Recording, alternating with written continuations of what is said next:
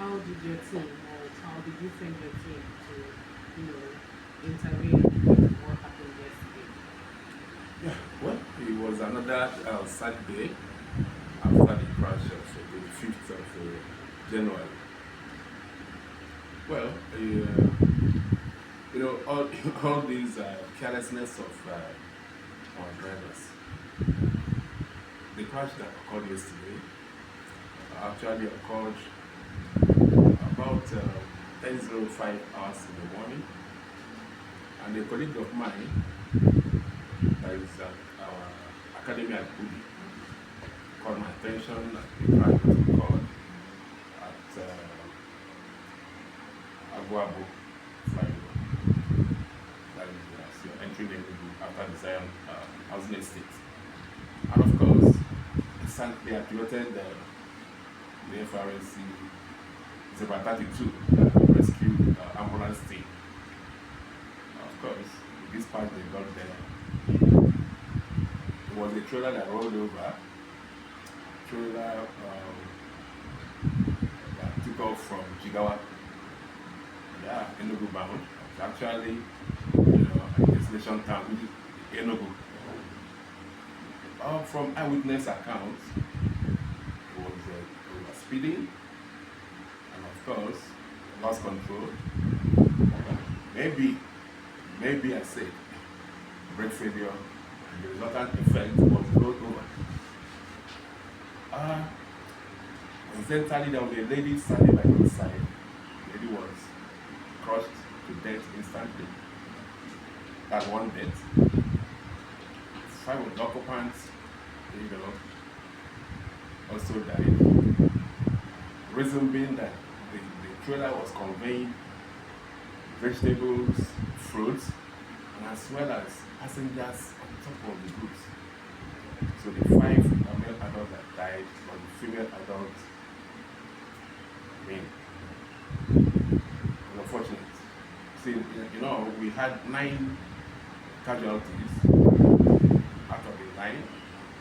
3 were injured, taken to Enugu State University Teaching Hospital Barclay, while 6 died, and then of course there were 4 Muslims whom of course the Muslim faithfuls came and took their corpses away, while the lady that died, their family members also came and took her corpses away.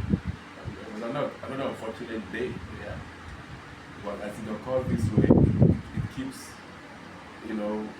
reminding us the need for vehicle maintenance, and of course, drive with caution, because if a driver, left Jigawa, it means for him to be in Enugu that early morning, he must have been, running all through the night.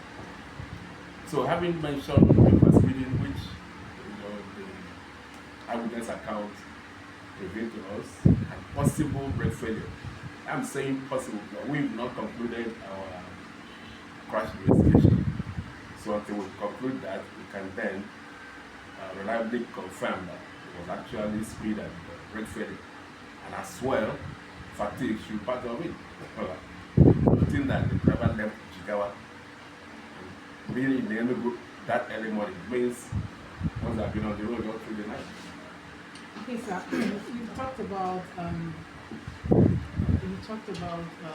possibly Fatigue, brake failure, brake system failure. traffic, and all that. And I want to know, we already know that the 5 other brothers were on top of the vehicle. Yeah. That means the driver happens to be one of the few injured. And The driver died. the driver died. Yeah, too. 4 of the passengers on top of the goods, including the driver, making it 5. Fine. And the lady that was standing by both sides, not part of the passengers on the goods.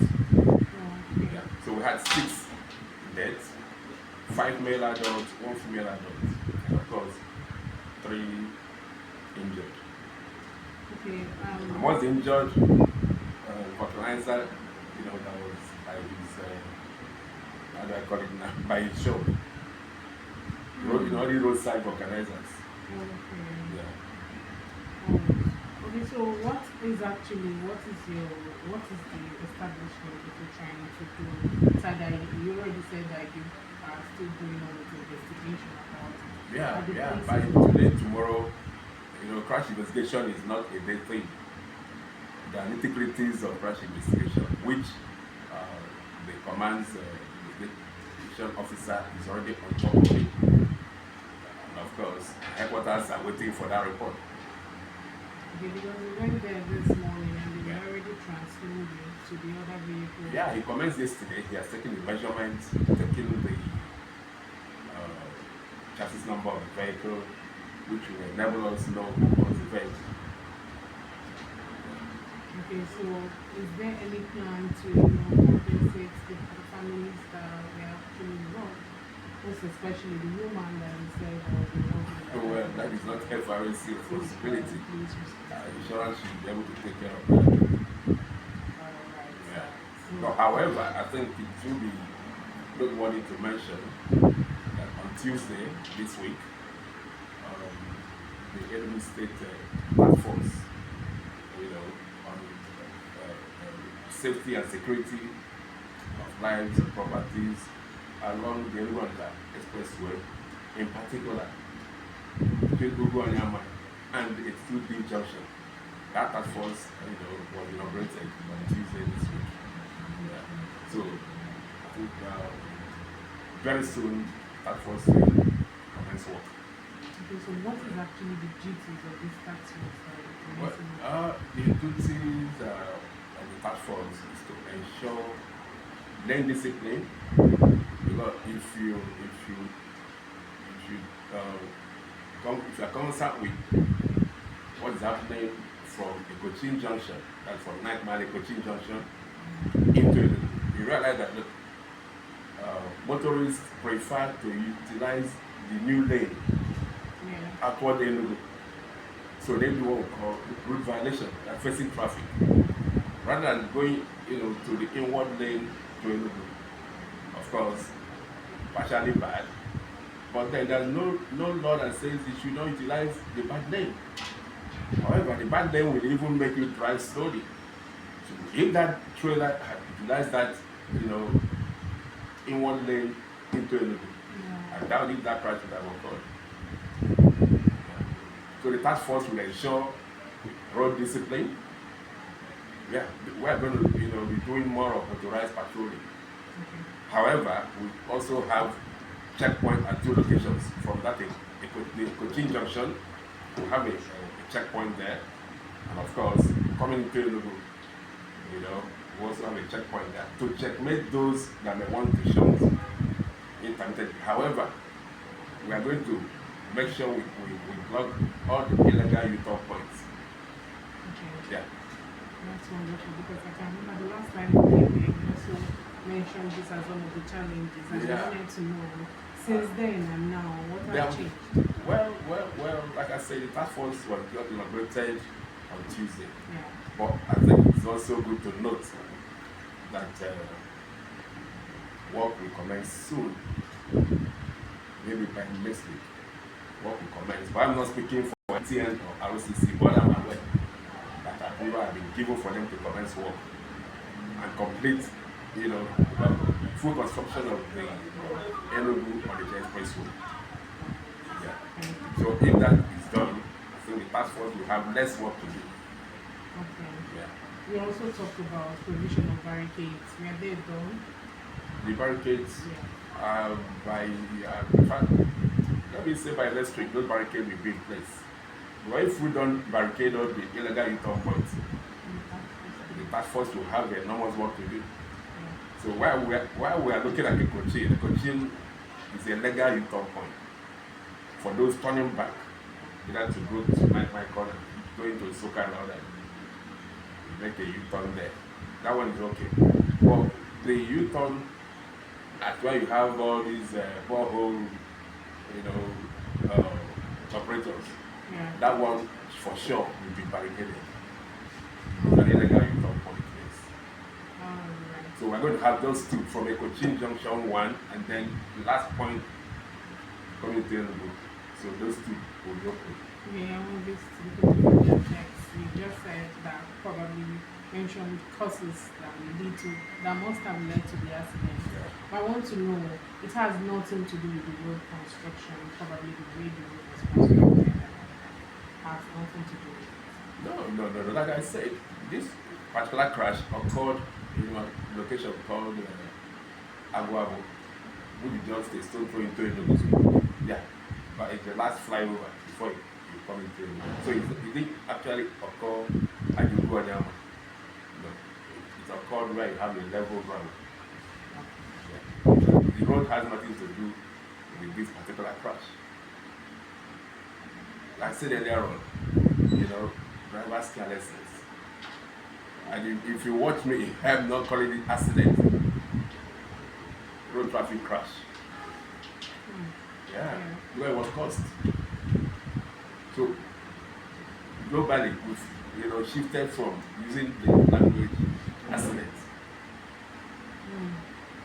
Accident. They also say,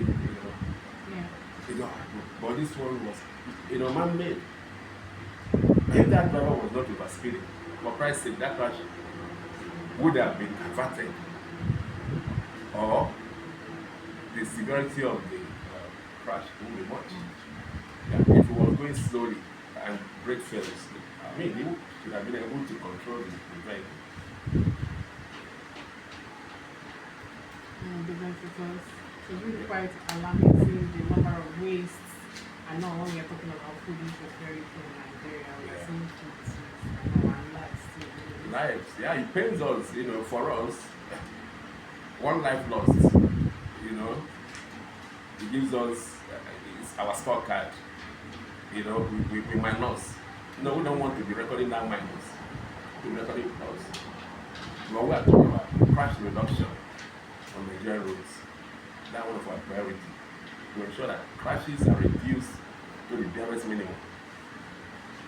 Because when that is achieved, of course, we applaud ourselves. Alright, thank you. Okay. Thank you very much, sir. Do you have a question? Okay, please do.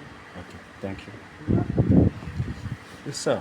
We're impressed with the answers you've given concerning the cause of the road traffic accident and the shift from calling it an accident now to road traffic crash. We like that, and we hope that the public takes note of that. But I think there's this device called the speed limiting device. Okay. Yes, I don't know if there's any plans of enforcing the use of speed limiting device in Enugu State. Yes. We are doing that. If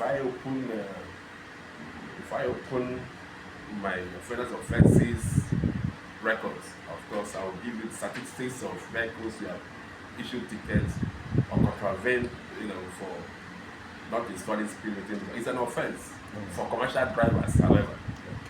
For now, we are not enforcing that on private vehicles. Okay. So commercial vehicles, it is a must install your speed limiting device. And once you apprehend you, after the impoundment of your vehicle, pending when you install that speed limiting device, you go out there and show you vehicles we impounded for not installing speed limiting device, and they must install them in our office. Yeah. Well, we also know that speeding is also one of the crash-induced offenses. Yeah. So we call it one of critical offenses. Yeah, all the offenses that are crash-induced, categorize them as critical offenses. So we go out for that. Thank you, sir. Thank you. Okay, go ahead, please. I've learned so much from you. Okay.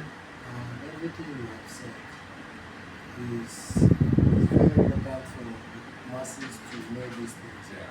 How well do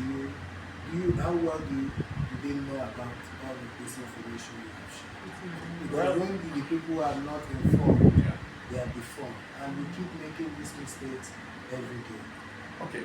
For the Frsc in Nigeria, every morning we do what we call early morning cry. What is early morning cry? Patrol team that leaves the base goes to motor parks, carry out public enlightenment, goes early, vehicles that will be in the park. We make sure that our operatives move to the various parks, talk to drivers and passengers alike. Okay? On inherent dangers on the road. Tell them not to overspeed. In fact, tell the passengers to speak up. Oftentimes you realize that passengers are scared to talk to drivers, even when they're overspeeding, even when they don't turn on their seatbelt, even when they carry overloading. Okay, that excess load, be it passengers or goods. Passengers don't see that, look, we have right to talk to the driver, to stop all those infractions. So we also let passengers know that they should speak up. Let the driver know that, look, you're committing road traffic infraction. Okay, yeah. So we go to the various motor parks, fleet operators, terminals. We go there. Go to churches. Go to marketplaces. Go to schools. So our enlightenment campaign is not limited to the motor park. We take it to wherever we have, let me call it, people gather. We go there. We go to the mosque. Even the vulcanizers, we talk to them. Look, the tire pressure you're putting on the, do you really know the tire pressure you're supposed to put front and back? How do you gauge the tire to know that, look, you've gotten the pressure that the tire requires? So yeah, we carry out the enlightenment campaign programs on a daily basis. Like I said, to the church, to the mosque. So even on Fridays, we go to the mosque. Where you have mosque, we go there. Sundays, of course, we don't joke with it. And in everything we do, we must do our reports and show evidence that ISO Frsc is certified, ISO certified. So whatever I say, you do it and you show what evidence. So everything we're doing is evidence based. Okay. So I will call for a partnership with the media. The media will help in spreading the information. That's why you guys are here. Yes, sir. No, Frsc and media were bread and butter. Yeah. Yeah. But also, you're talking for your own sector. It should be an intrastate relation thing. Say it again. It should be an intrastate relation thing. Yeah. Because just like what happened, is the vehicle coming from Jigawa? It's Yeah. like this vehicle. Yeah, like So, okay, like I said, we go to the various motor parks, be it private park, government-owned parks, we go there. Now, our concern is not just the takeoff point. The station point is also our concern. So, what I'm doing here, the Jigawa people are doing, but we know that is where they load from. In fact, we've been carrying out enforcement on this, conveyance of passengers and goods, the same vehicle. So there's a task force that we commenced last year. Okay, the target was from takeoff point. So if we can nip it on the board from takeoff point, what happened there ought not to have happened. However, we should not fail to note that these drivers oftentimes pick passengers on their way. Yeah? So you see why we must discourage it from takeoff point to destination point. So that they too, at their various garages, should also have their own task force to enforce all these laws. Not to allow passengers and goods to convey the same way. Yeah. But from what we even heard from the eyewitness account, the bag fell from that vehicle. The lady that was standing by the side, it was a bag that actually got that lady. Yeah. Well, very unfortunate. And of course, I want to sympathize with the families of those that lost their loved ones in that very crash. Thank you. Thank you very much, sir. Thank you. So we will be inviting you.